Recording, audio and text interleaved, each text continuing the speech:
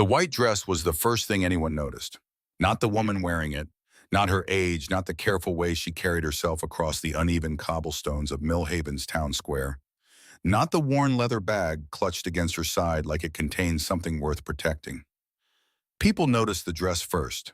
They always noticed the dress. It was ivory, not quite white, the color of old silk that has been folded and unfolded too many times.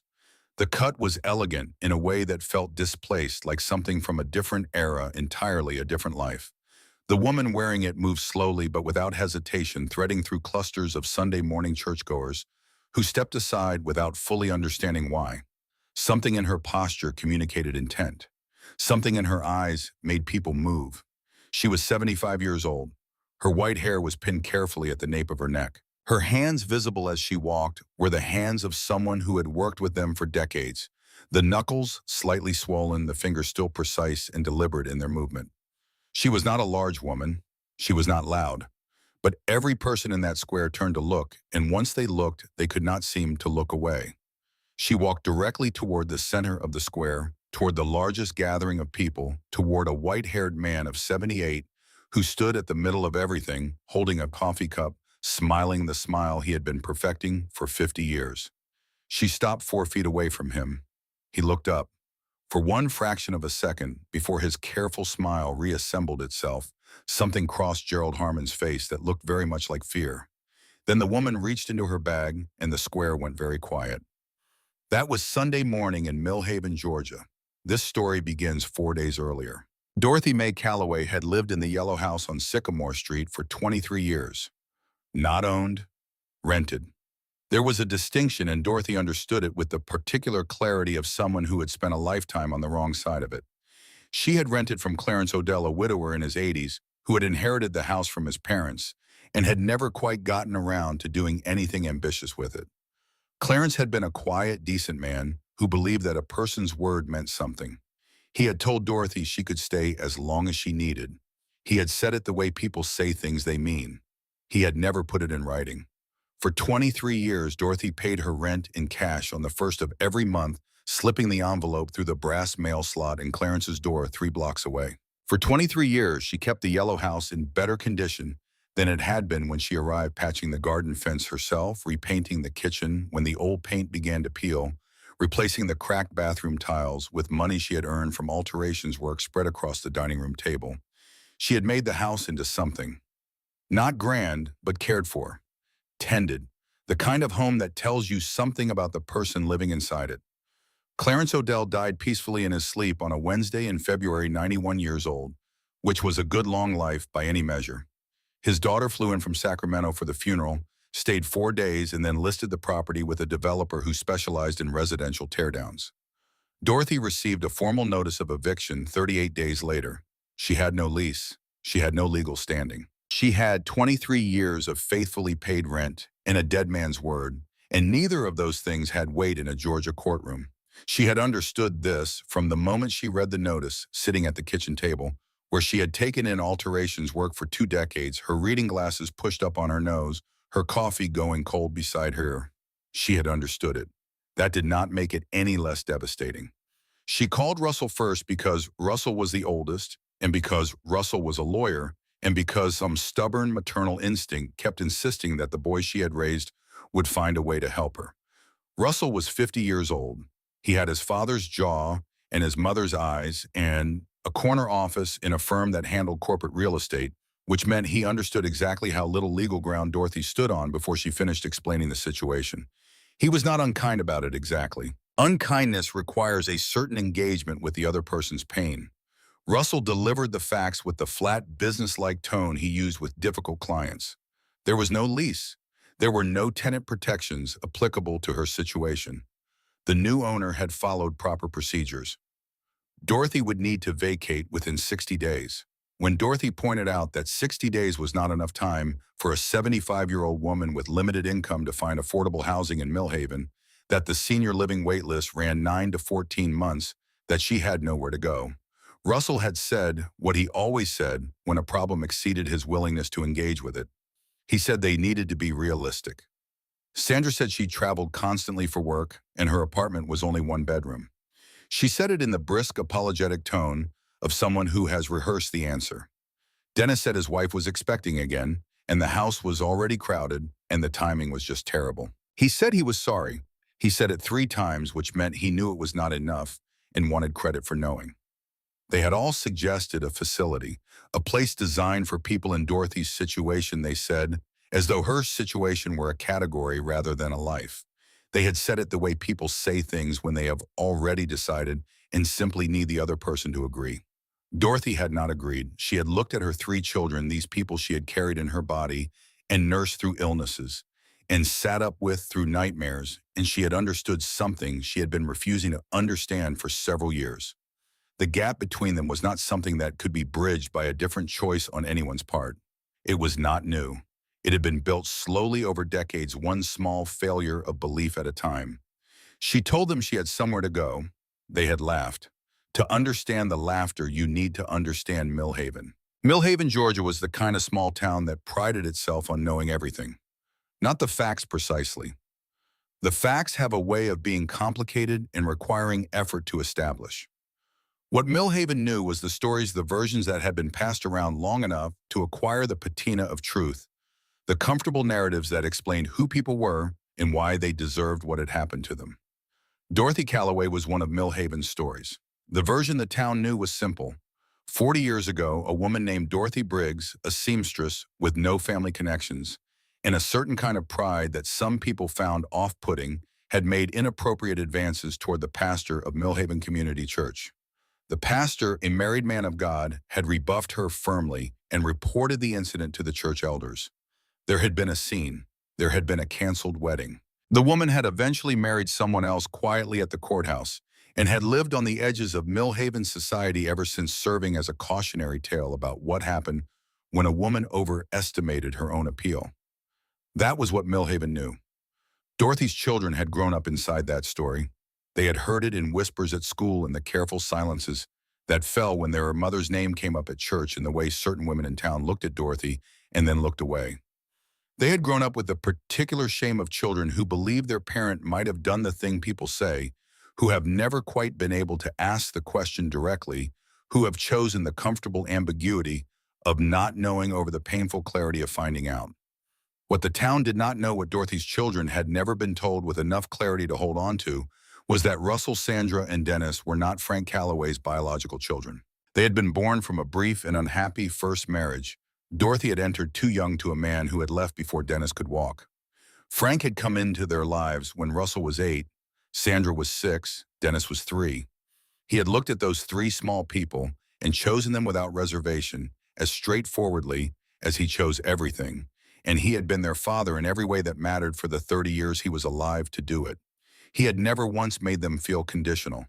But he had also been the only one who knew the full truth about Dorothy's past, the only steady voice in their household saying without qualification that their mother was innocent, and when he died, that voice went with him. Frank had known the truth. Frank had believed Dorothy from the very beginning, completely and without reservation, and he had married her at the county courthouse with no family present on either side and a single witness they had found in the hallway. He had spent 30 years loving her in a town that did not respect her, and he had died of cancer 23 years ago without ever once suggesting that her version of events might be anything other than exactly accurate. But Frank was gone, and without Frank's steady, quiet certainty as ballast, Dorothy's children had drifted back toward the town's version. Not fully, not consciously, but enough. Enough that when Dorothy needed them, they found reasons that had been there all along, reasons why they could not help, reasons that had nothing to do with an old scandal and everything to do with it. There was something else about Russell, something Dorothy did not know yet. Russell had been 25 years old, a second-year law student, when he had first come across the name Thomas Burrick. It had appeared in a footnote in an old civil matter he was researching at the county courthouse, a minor reference to a witness statement that had never been officially filed. The statement was vague, referencing an incident at Millhaven Community Church in the spring of 1985. Russell had recognized his mother's name. He had recognized the year. He had closed the file. He had not closed it out of malice. He had closed it because he was 25 and ambitious, and because he had started dating Thomas Berwick's daughter 6 months earlier, a woman named Gail who was warm and steady, and who had nothing to do with whatever her father may or may not have witnessed 4 decades ago. Russell had told himself that pursuing it would accomplish nothing, that the past was the past, that stirring up something that old would only cause pain for everyone involved. He had told himself these things with enough conviction that he had almost believed them. He had married Gail Berwick the following spring. He had built a successful practice. He had never mentioned the file to anyone, not to his wife, not to his siblings, not to his mother. He had carried it the way people carry things they do not want to examine in the part of themselves that stays quiet as long as you do not look directly at it. Dorothy did not know any of this yet. She was still standing on the sidewalk outside the yellow house on Sycamore Street, watching strangers load the last of her belongings into a donation truck, listening to her children explain in patient and reasonable tones why they could not help her. She picked up her suitcase. She did not say goodbye. She said where she was going because they were still her children and she was still their mother, and some habits of care do not break cleanly even when they probably should.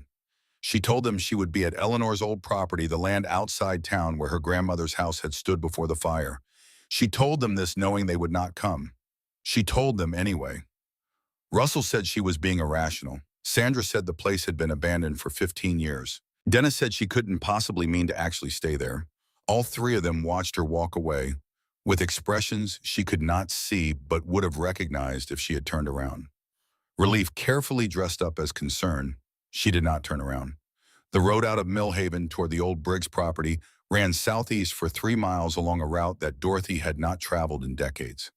The town thinned gradually, the neat residential streets giving way to commercial blocks, and then to the wider spaces of rural Georgia pecan groves and red clay fields, and the particular quality of morning light in the south that makes everything look like it is either beginning or ending, never simply continuing.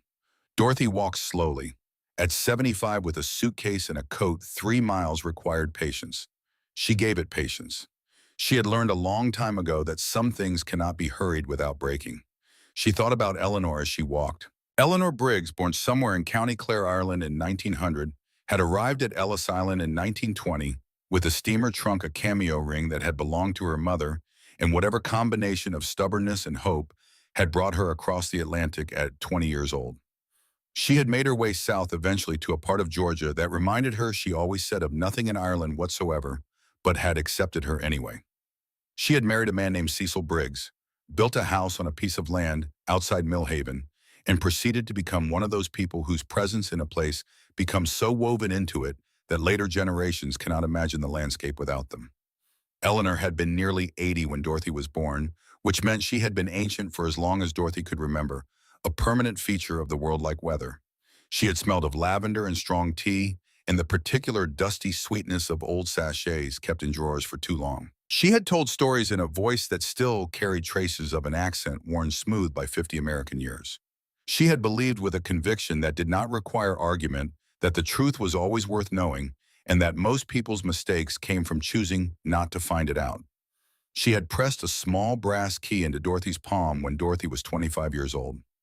Eleanor had been in her mid-90s, then lying in the narrow bed she had occupied for the last months of her life, her grip still surprisingly strong for someone so diminished.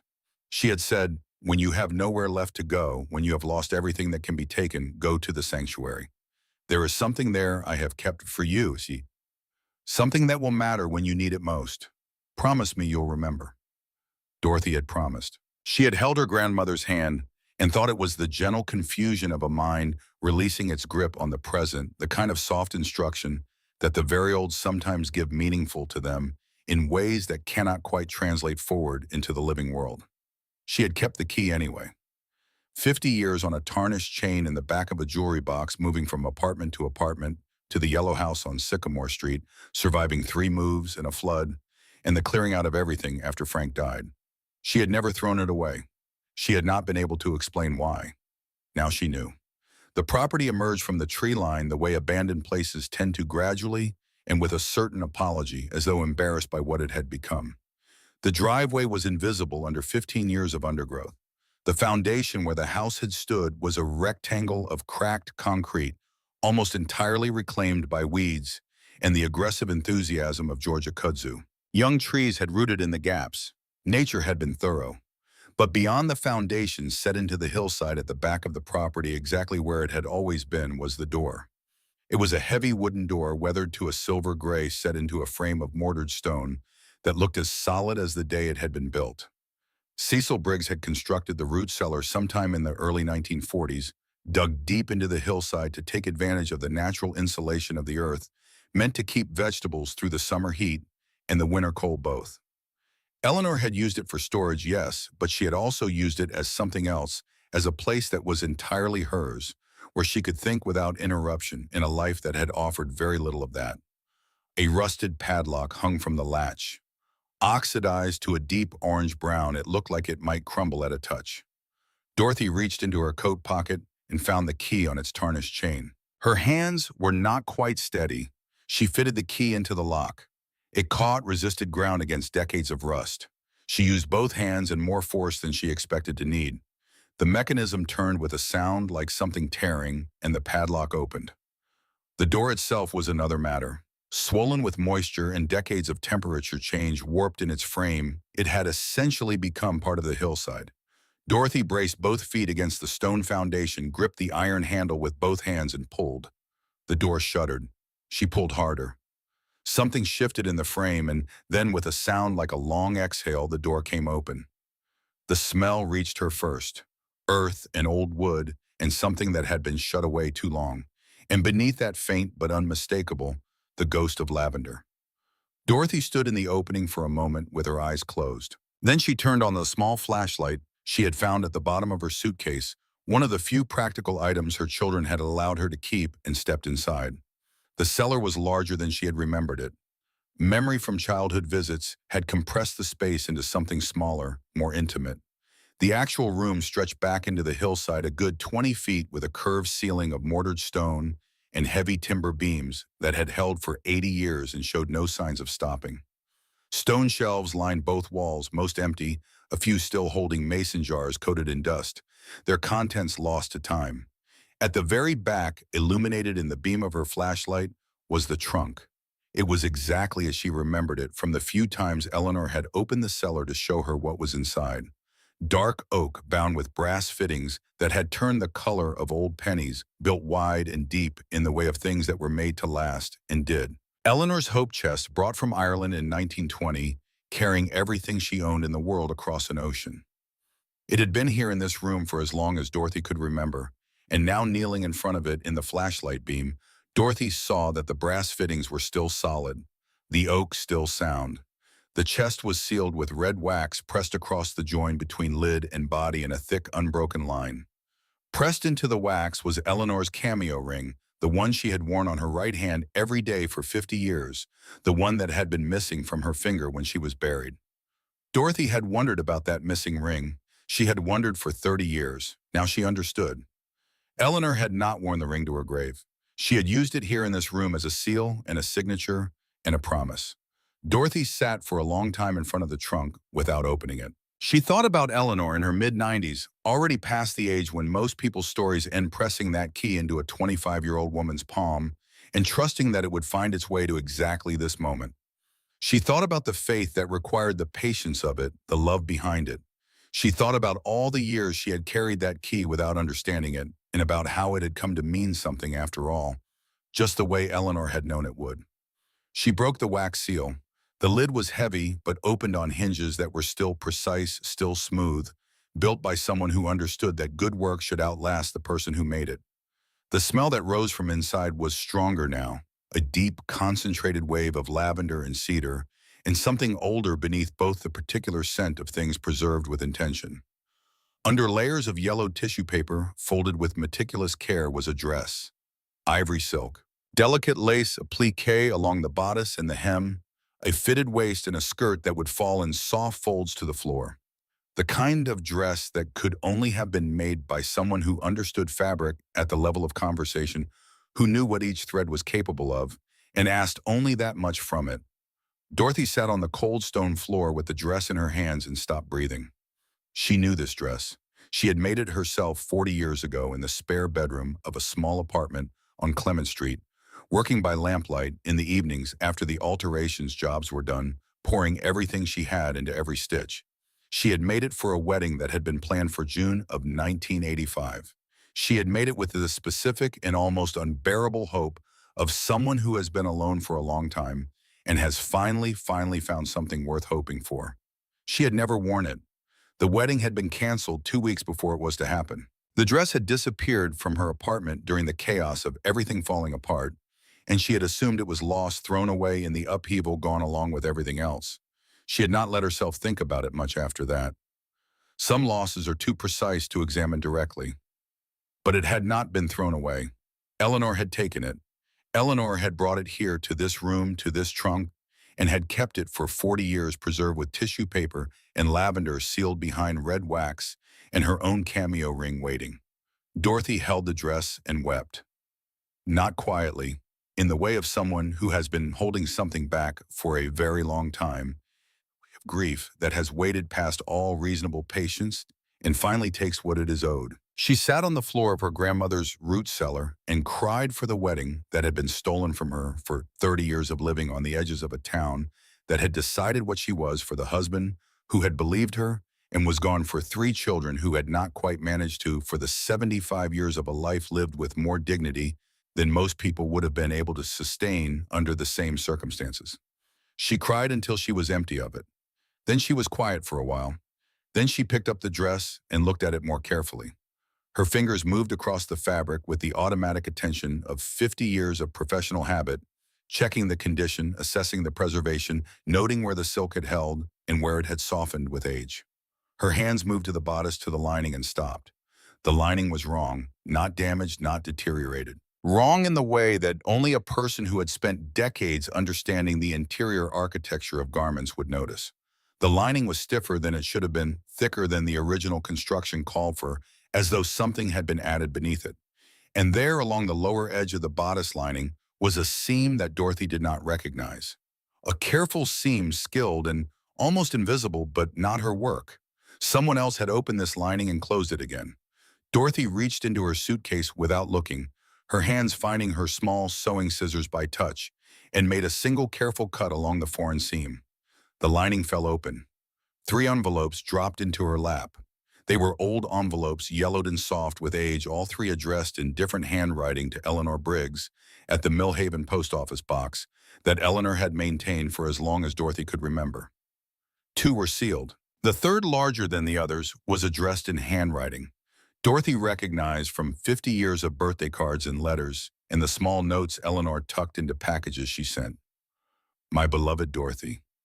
Dorothy sat in the dark of the root cellar in the light of a small flashlight in the dress that had been waiting 40 years for her, with 3 envelopes in her hands and the cold stone of the hillside pressing in on every side.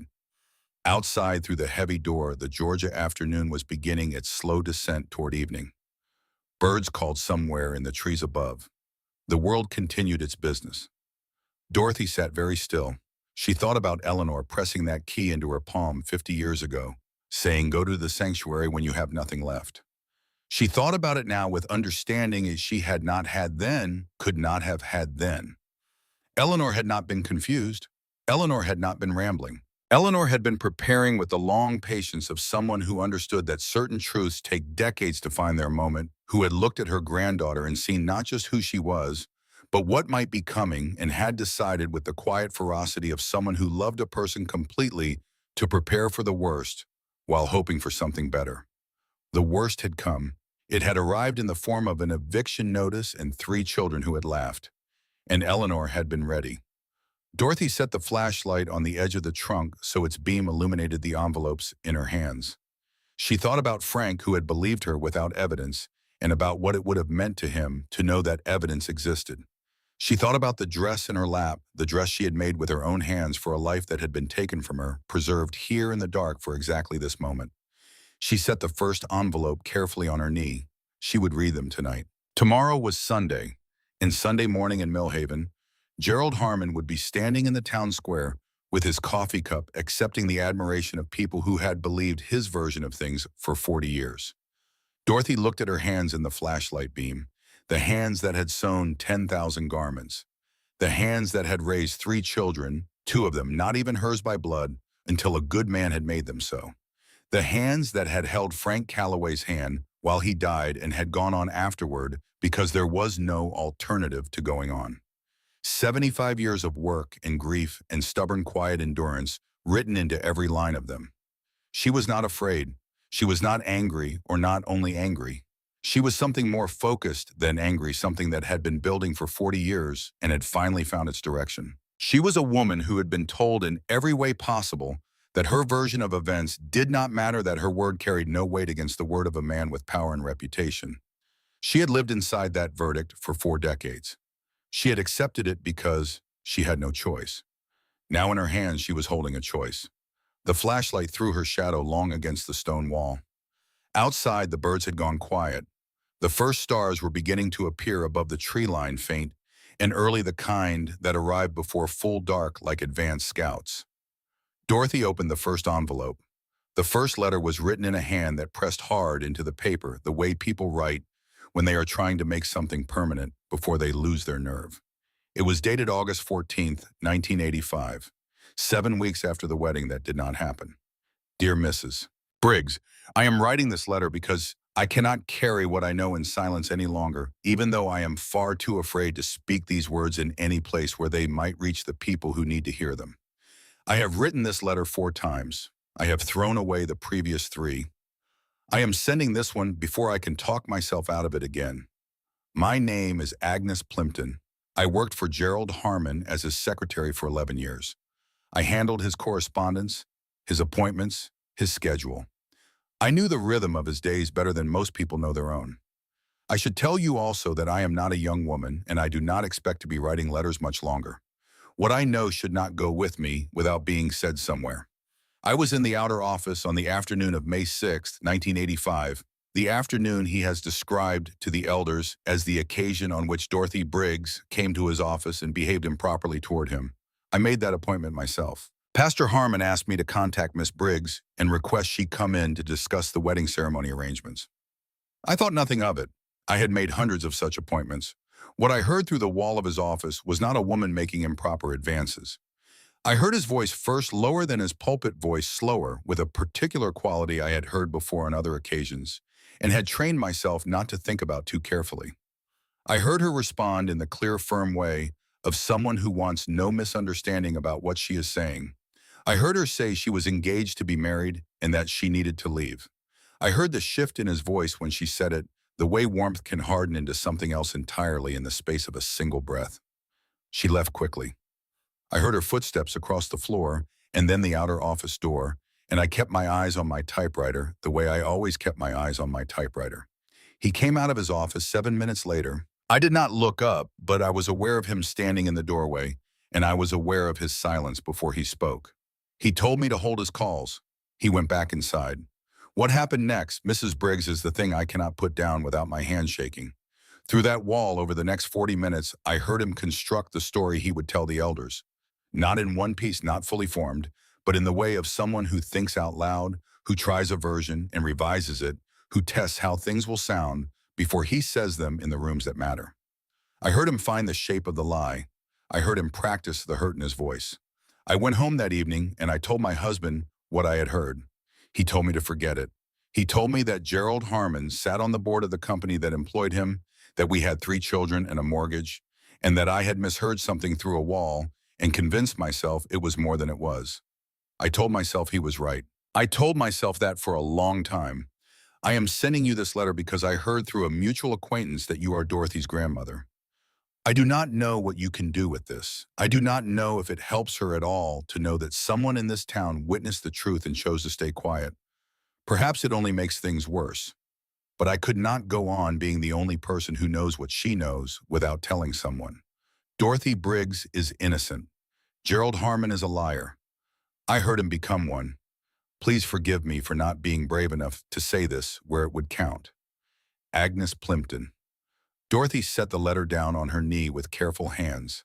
The cellar was very quiet.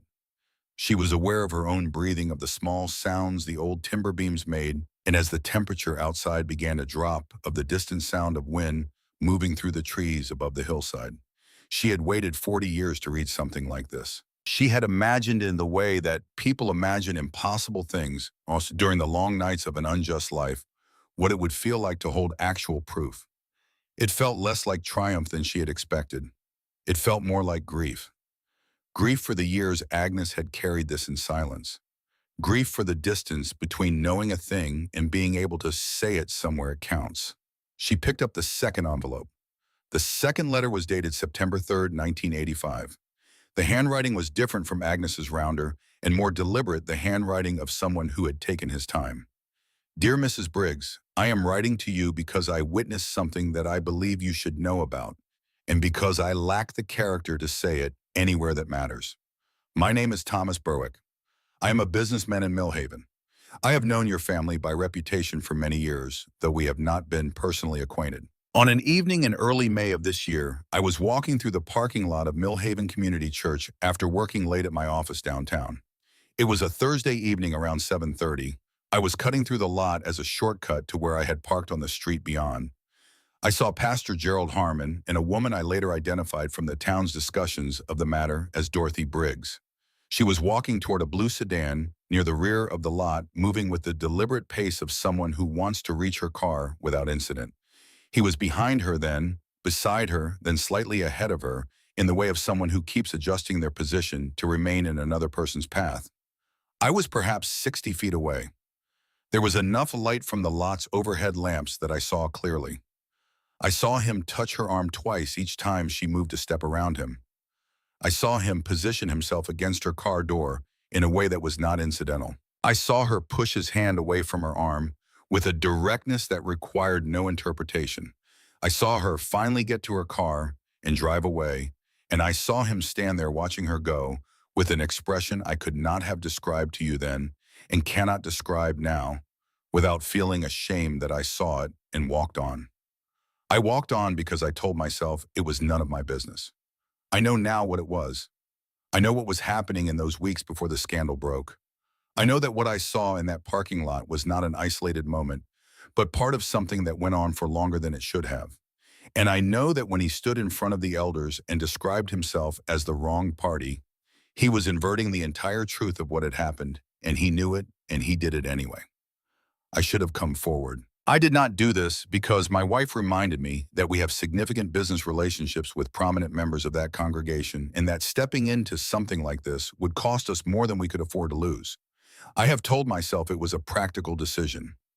I am aware that practical and right are not the same word. I am sending this to you because I could not send it nowhere. Because the truth should exist somewhere, even if it cannot be spoken in the rooms where it would change things. I am sorry, Mrs. Briggs. I am sorry for the woman your granddaughter is, and for what is being done to her name by people who have more to protect than she does. With regret and no adequate excuse, Thomas Berwick. Dorothy read the name at the bottom of the page a second time, then a third, Thomas Berwick. She knew that name. She had heard it in passing over the years, connected to a business on the other side of town, connected later to a family with a daughter who had married into one of Millhaven's legal circles. She had not paid much attention. There were many names in Millhaven she did not pay much attention to by long practice and conscious necessity. But she knew this name now. She turned it over in her mind and looking at it from different angles and felt something settle into place with the particular click of a piece of information finding its context. Thomas Berwick had a daughter. She had married a lawyer. Dorothy sat very still in the beam of the flashlight. Russell had married a woman named Gail. Gail Berwick before she became Gail Calloway. Dorothy had attended that wedding 20 years ago, had sat in a church pew and watched her oldest son marry a woman whose father sat 3 rows over on the groom's side. She had shaken Thomas Berwick's hand at the reception. She had made small talk about the weather and the flowers, and what a beautiful ceremony it had been. Thomas Berwick had looked at her across that handshake with an expression she had attributed at the time to the mild discomfort people in Millhaven often showed in Dorothy's presence, the faint social unease of someone near a person whose story they know and would rather not think about. She understood that expression differently now. He had known. He had been standing at the reception of her son's wedding, looking at the woman he had failed to defend 20 years earlier, and he had said nothing. He had shaken her hand and spoken about the weather. And Russell who was a lawyer, Russell who had access to county records and civil filings and the kind of historical documentation that left traces in courthouse archives for people who knew how to look. Russell, who had married into the family of a man who had witnessed the truth and committed it to paper. Dorothy thought about whether Russell knew. She thought about it for a long time, sitting in the cold of the cellar with the letter in her hands and the flashlight casting its steady beam across the stone walls. She could not answer the question from here. She could only note it and carry it forward the way you carry a piece of weight that you are not yet ready to put down.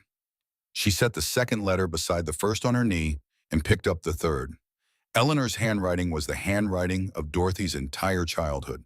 The slant of it, the way certain letters connected and others stood alone, the small, decorative flourish on capital letters that Eleanor had carried from a schoolroom in County Clare into her 90s. Dorothy had seen this handwriting on 50 years of birthday cards and grocery lists and notes tucked under the kitchen door and letters sent during the years when distance had separated them. She knew every habit of it. She knew before she read a word that this letter was going to cost her more than the other two. My dearest Dorothy, if you are reading this, then I am already gone, and whatever darkness I feared for you has found you after all. I hoped every day of the years I kept this secret, that this trunk would never need to be opened. I hoped that the scandal would fade, that Gerald Harmon would be exposed by his own nature eventually, that the truth would find its way out through channels I did not have to open. I hoped for many things that did not come to pass. So I am writing to you from the other side of whatever time remains to me, with everything I should have given you years ago, and with an apology that I know cannot reach the size of what I owe you. When the letters came, I understood immediately what they meant. I had two witnesses. I had documentation. I had everything necessary to stand in front of those elders and dismantle what Gerald Harmon had built. I made the appointments. I prepared what I was going to say. I believed that truth presented clearly and without fear would accomplish what it is supposed to accomplish. I was not afraid of Gerald Harmon then. I was in my 80s and I had buried a husband and survived a depression and raised children who grew up to be decent people, and I did not see what a man like that could do to me that had not already been done by harder things.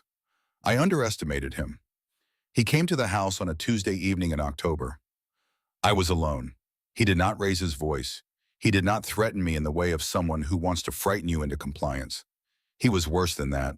He was calm.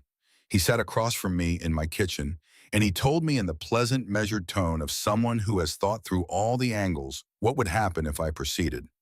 He said he would make certain that any business Frank had in Millhaven was finished. He said he had connections with the county permitting office that he had never needed to use and would find it no burden to use them.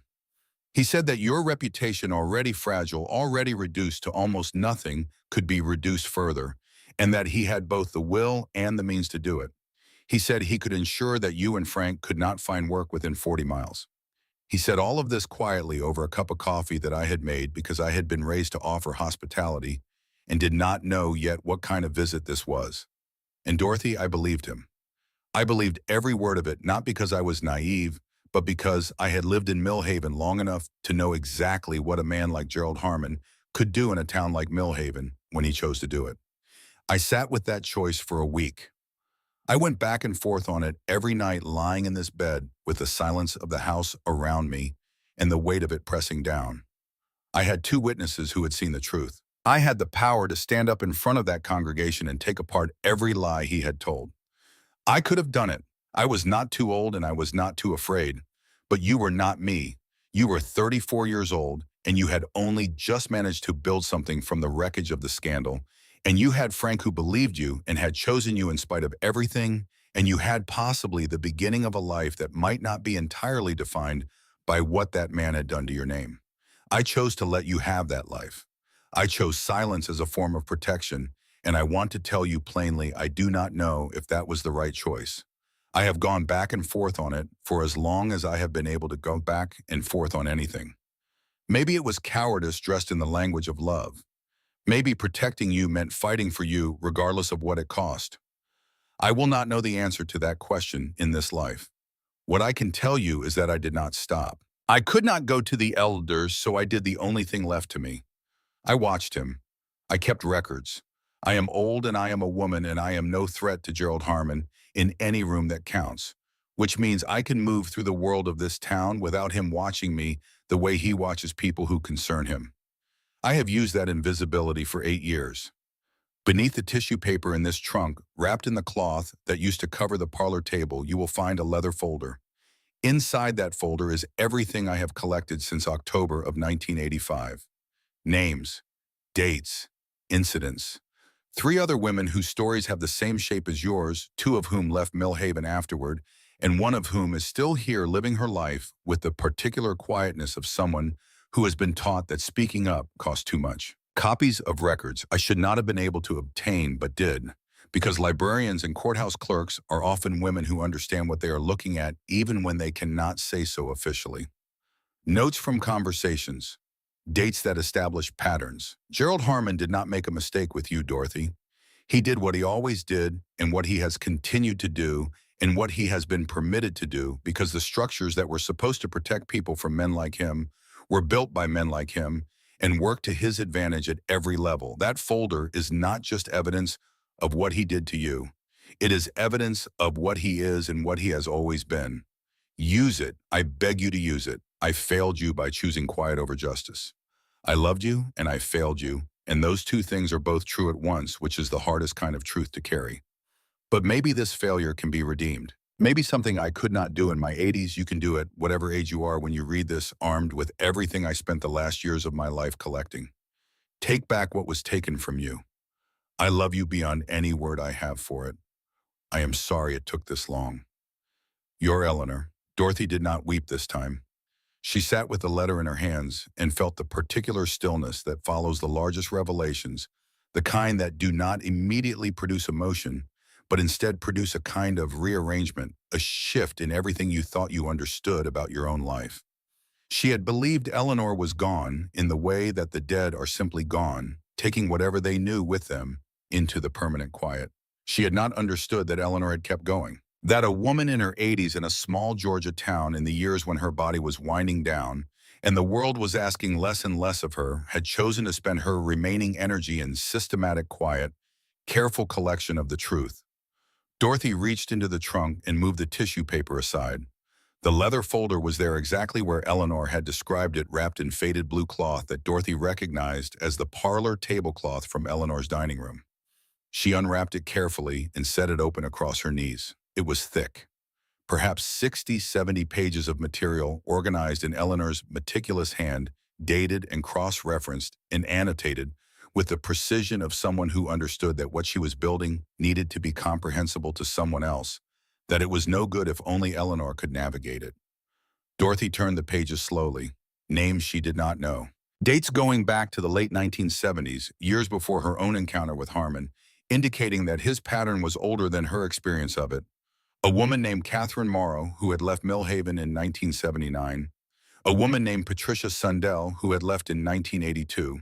A woman named Louise Dre, who had stayed, whose address Eleanor had carefully noted as of the early 1990s.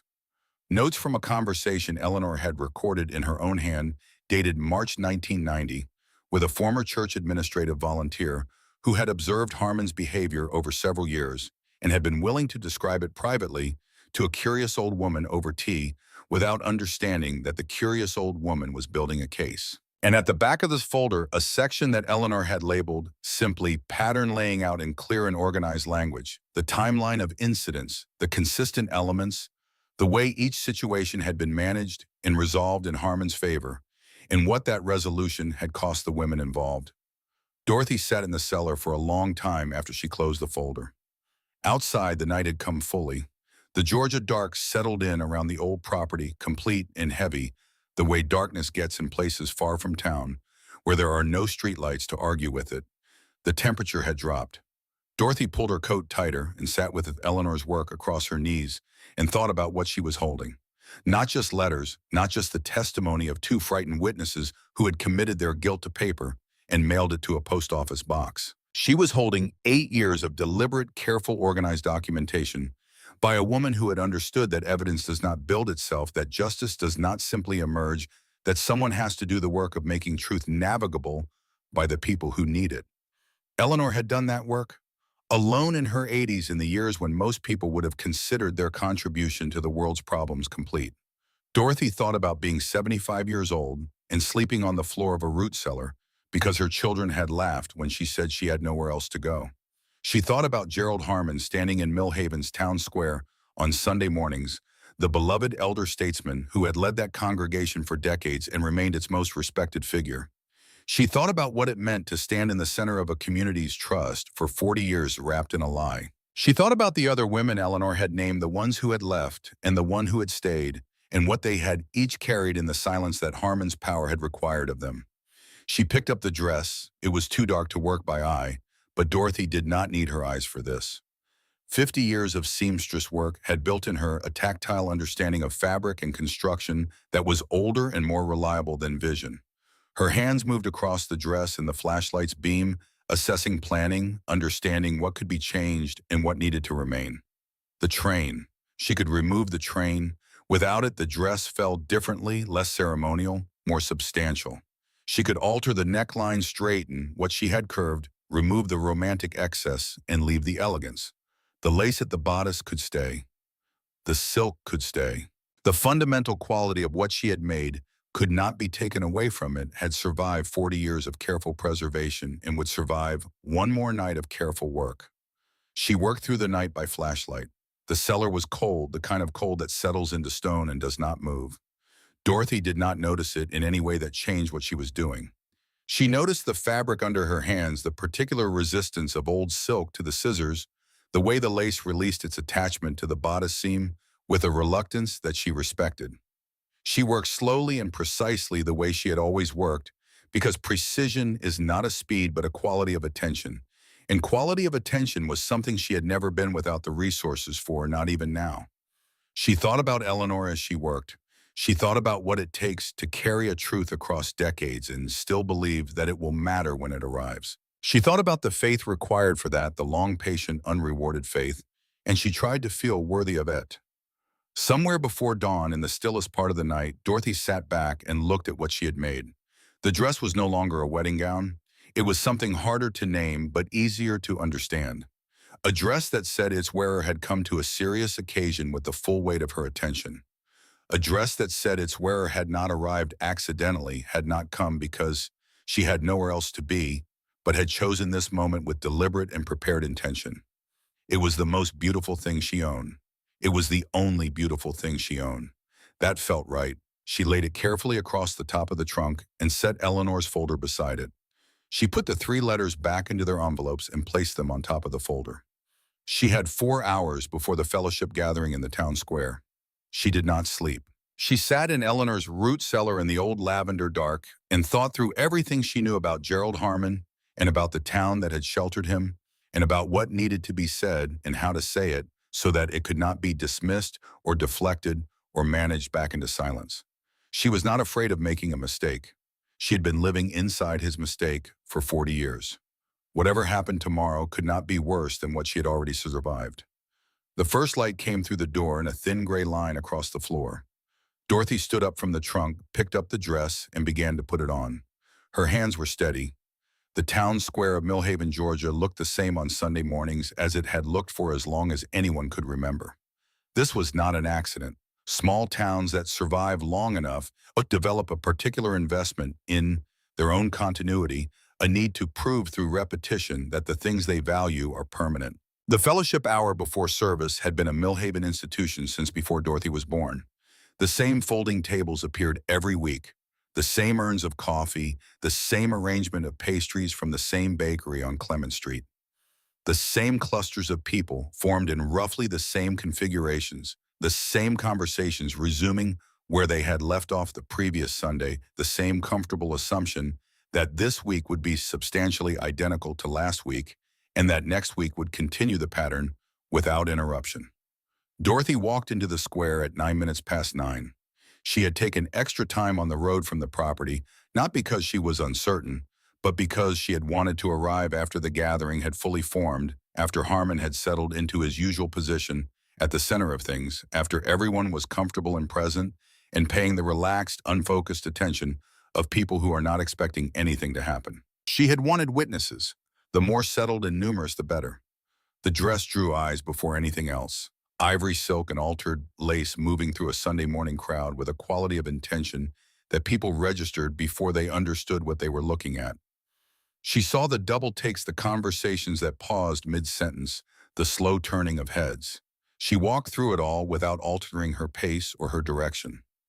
Gerald Harmon was standing where she had known he would be standing, at the approximate center of the square's largest gathering, a white-haired man of 78, whose posture still carried the particular erectness of someone who has spent decades at a pulpit.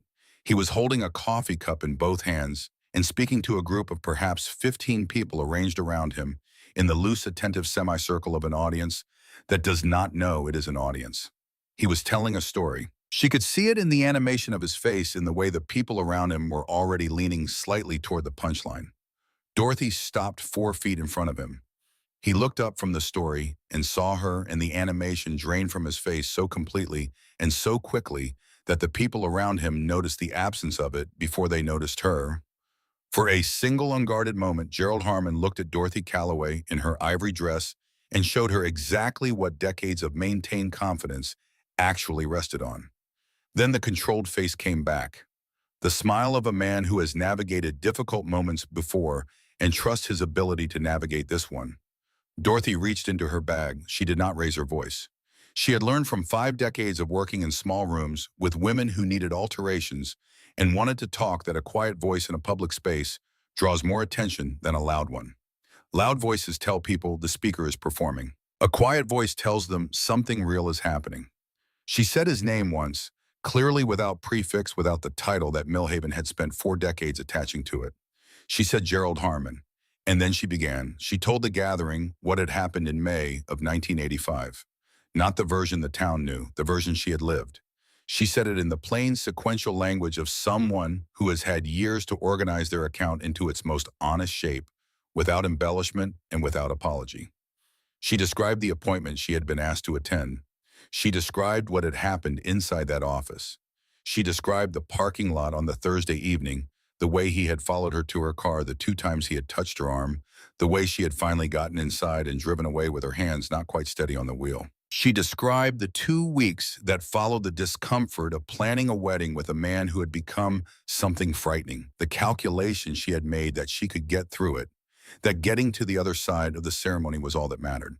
She described what it felt like to be called in front of the church elders and hear herself described as the person who had initiated everything. She described the faces of those elders listening, the way they had already decided before she said a word. Harmon let her speak for perhaps 90 seconds. Then he did what she had known he would do. He addressed the crowd around him with the patient expression of a man managing something unfortunate, his voice carrying the particular register of someone who has spent 50 years being believed without effort. He said he had hoped she had found peace. He said it was painful to see someone still so consumed by something from so long ago. He said he had always prayed for Dorothy Calloway, and that he was sorry for whatever pain her life had held, but that her account of events was not accurate. He said it gently, with the wariness of a good man who has been misunderstood and is too gracious to respond with anger. He was very good. The crowd shifted in the way that crowds shift when they are trying to determine which direction to settle. Dorothy could feel it, the collective recalibration, people looking from her to him and back again, measuring credibility, the old way, the way Millhaven had always measured it. She had been through this before. She recognized the moment when the room begins to move against you, the subtle gravitational pull of the familiar explanation over the disruptive one. Harmon saw it too. He pressed forward, turning slightly to include more of the gathering in his gaze, his voice warming with the confidence of a man who feels the current running his direction. He said, "I have known Dorothy Calloway for many years. I have seen her struggle. I have prayed for her. And I can tell you with genuine sadness that what she is describing is not what happened." Then Russell was beside her. He appeared at her left shoulder in his Sunday clothes, his face arranged into the professional neutrality he used when he wanted to appear measured while actually being alarmed. He spoke quietly enough that only she could hear him. He said, "Mom, please don't do this here. You're going to make it worse for yourself.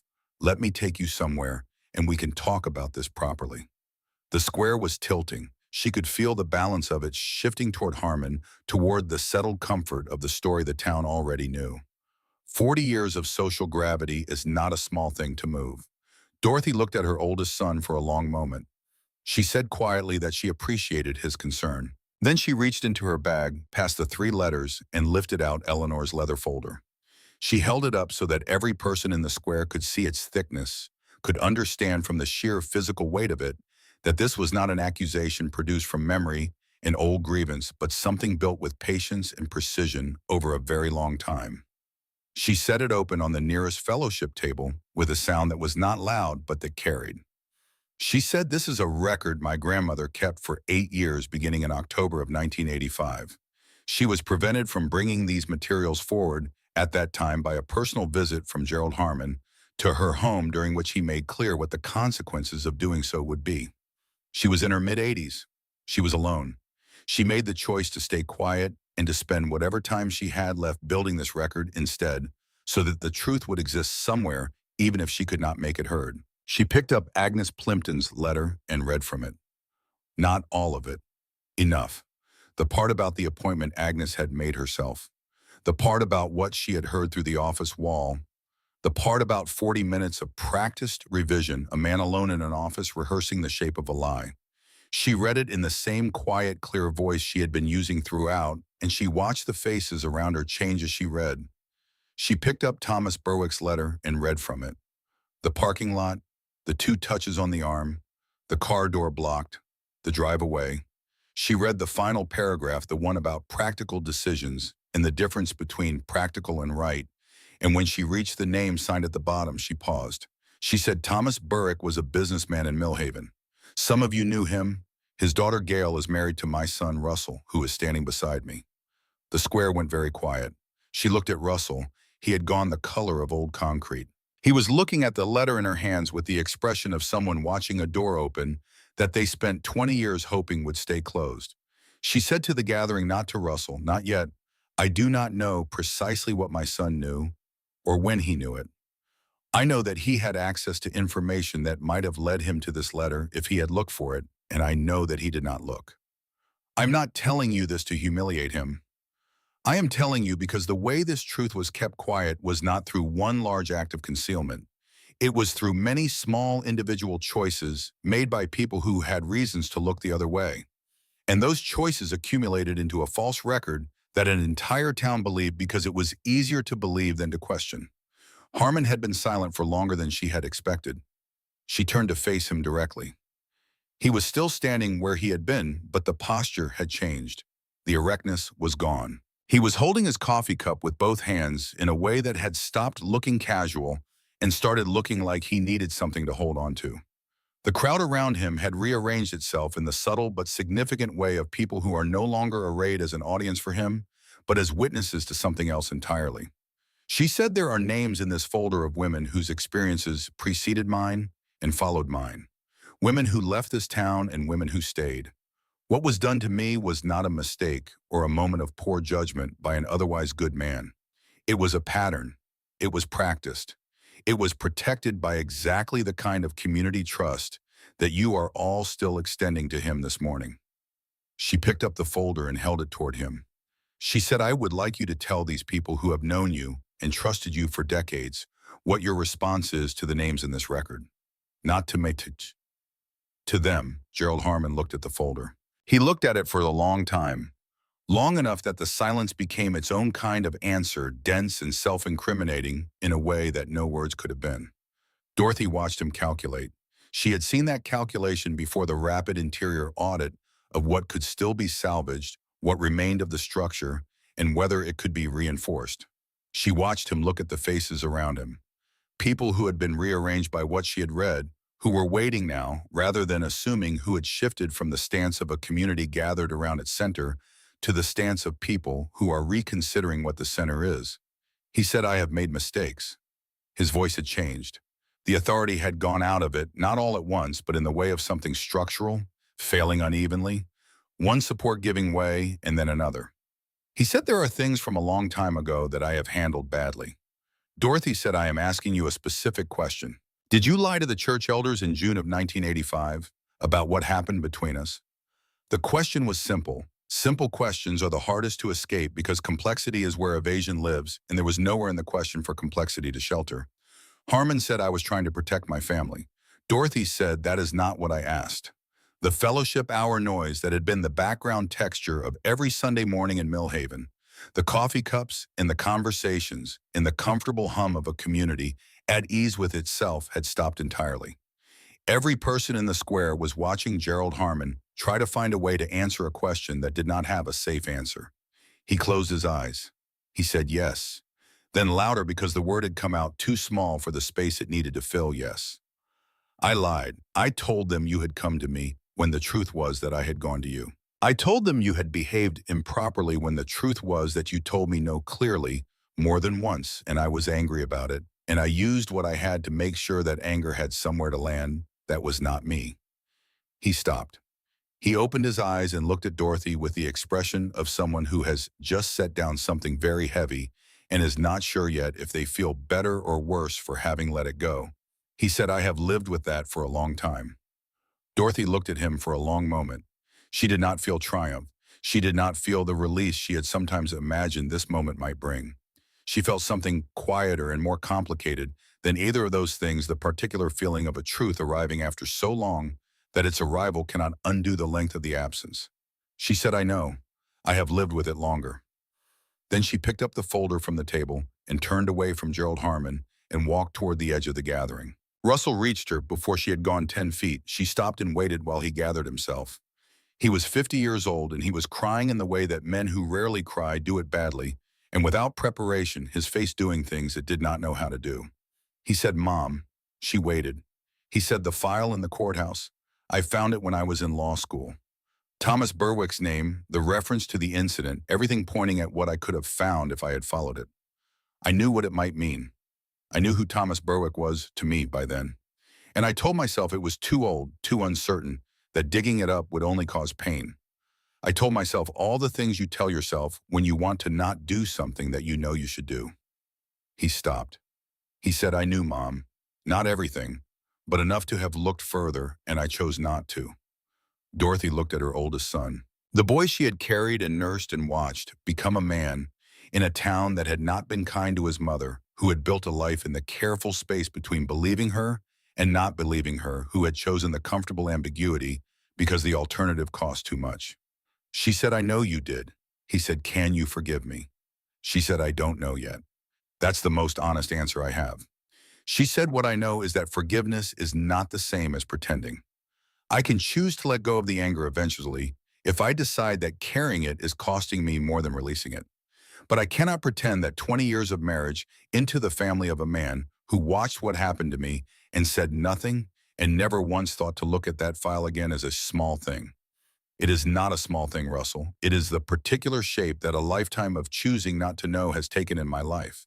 She said, if you want to earn something from me, earn it over time, with decisions that are harder than the ones you have been making. I will be paying attention. She left him standing there and walked through the crowd, which opened for her the way crowds open for people who have just changed the shape of a room. The afternoon happened in the way of afternoons that arrive after mornings that have altered everything. Someone had filmed it. Of course, someone had filmed it. By Sunday evening, the video existed in the way that things exist now, when they have been seen by enough people simultaneously everywhere, carrying Dorothy's quiet voice and the folder open on the fellowship table, and the long silence before Harmon's yes across screens in states she had never visited and would never visit. By Monday morning, news vans had found their way to Eleanor's old property, and Dorothy had stood at the door of the root cellar in the morning light and spoken clearly and without drama about a false record and an 8-year investigation conducted by an Irish woman in her 80s who had understood that the truth needed a keeper if it was going to survive long enough to be useful. The Foundation Harmon chaired met an emergency session Monday afternoon. He resigned before the meeting concluded. The church issued a formal statement by Tuesday long and carefully worded in the way of institutions managing what they cannot undo, but containing in its careful language a clear and public acknowledgement that Dorothy Calloway had been wrongly accused in 1985, that the church had failed in its responsibility to her, and that the record of that failure deserved to be stated plainly. Louise Dre called on Tuesday evening, one of the names in Eleanor's folder. She had lived in Millhaven for decades with the particular quietness of someone who has been taught that speaking costs too much. She did not say much on the phone. She said, I saw the video. I wanted you to know that you are not the only one. I think I knew that you knew that already, but I wanted to say it out loud to someone. Dorothy said, I know. Eleanor knew. She wrote your name down. There was a long silence on the line. Louise said she was something, wasn't she? Dorothy said she was everything. A lawyer reached her Wednesday. Pro bono, he said, because the case had moved him, because the documentation was extraordinary, because Eleanor Briggs's 8-year record represented a level of evidentiary preparation that most attorneys spent entire careers hoping to encounter and rarely did. He said, this is not a difficult case. Gerald Harmon is not going to fight this. He was right. Harmon did not fight it. The settlement was reached in 6 weeks in the measured business-like language of civil resolution, and the amount, while not spectacular, was specific enough to change the material facts of Dorothy's life. It was enough for a house. A small one on the eastern edge of Millhaven with 2 bedrooms and a garden space that received good light in the morning, and a room at the back with windows on 3 sides where a person could set up a work table and do alterations in natural light. Dorothy bought it outright. She moved in on a Tuesday in October carrying her single suitcase and Eleanor's leather folder and the dress in its archival wrapping. The house smelled of fresh paint and the particular neutrality of a space that has not yet been lived in, that is waiting to take on the character of whoever is going to occupy it. Dorothy walked through the room slowly, noting the light and the dimensions and the way sound moved between the walls. In the room at the back, she unpacked her sewing scissors and her thread case and her measuring tape and set them on the work table. She ran her hands across the surface of the table and thought about the dining room table in the yellow house where she had taken in alterations for 23 years, and about all the tables before that, and about the particular continuity of work that had been the steadiest thing in her life, steadier than geography or circumstance, or the reliability of other people. She took the dress out of its wrapping. She had already arranged for the archival framing a local shop whose proprietor had handled the details with the respectful care of someone who understood that the object in question was not primarily a garment. The frame was simple dark wood wide enough to hold the dress fully extended with UV protective glass that would preserve the silk against further aging. Dorothy hung it on the wall of the front room where it would be the first thing anyone saw when they walked through the door. She stood back and looked at it for a long time. 40 years ago, she had made this dress in a spare bedroom on Clement Street, working by lamplight, putting everything she had into every stitch. She had been 34 years old and engaged to a man who looked at her with uncomplicated warmth and believed what she told him and had never required her to be anything other than what she was. She had made the dress with the hope of someone who has been given late and unexpectedly the thing she had stopped believing was available to her. That hope had been destroyed before the dress was worn. The dress had disappeared. She had spent years assuming it was gone along with the rest of what that summer had taken. Eleanor had understood that some things should not be allowed to disappear entirely, that certain objects carry weight beyond their material existence, that a dress made by hand with specific hope is not the same as a dress bought from a rack, and that preserving it was a way of preserving the truth that Gerald Harmon had spent 4 decades trying to make the town forget. The dress on the wall was evidence. Not the legal kind, not the kind that goes into folders and gets presented to elders and lawyers. The other kind, the kind that says a woman existed here, that she made something with her own hands, that what was done to her name did not erase what she had been before it was done, and that the life she was owed was not canceled by a lie only deferred. Deferred, as it turned out, by 40 years. 3 weeks after she moved in, Sandra and Dennis came to the door together on a Saturday morning. Not Russell. Not yet. Dorothy noted the absence without judgment. Russell was working through something that required more time than 3 weeks, and she was willing to give him time because she understood the weight of what he was carrying, and because being willing to give people the time they need was. She had decided one of the things she chose to be. Sandra and Dennis sat in the front room with their coffee cups and looked at the dress on the wall for a while before anyone said much. Dennis's daughter, Lily, 7 years old, sat between her parents and looked at everything in the room with the systematic curiosity of a child who finds new spaces interesting. The conversation with Sandra and Dennis was not the conversation Dorothy would have written if she had been writing it. It was not a clean accounting or a satisfying resolution. It was a longer, more complicated thing. full of the false starts and backtracking and moments of honesty, followed immediately by retreat that characterized conversations between people who have genuine grievances and genuine love for each other and have not yet found the language for holding both at once.